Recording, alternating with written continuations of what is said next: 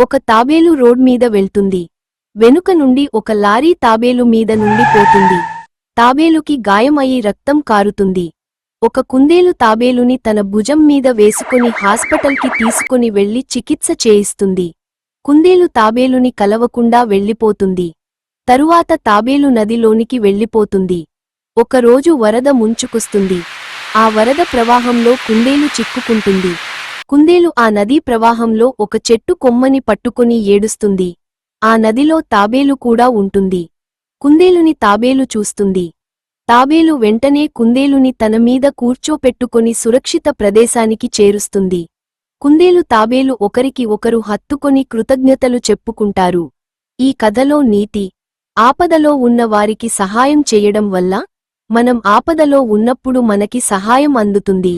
ఇలాంటి మరెన్నో వీడియోస్ కోసం ఈ ఛానల్ని సబ్స్క్రైబ్ చేసుకోండి.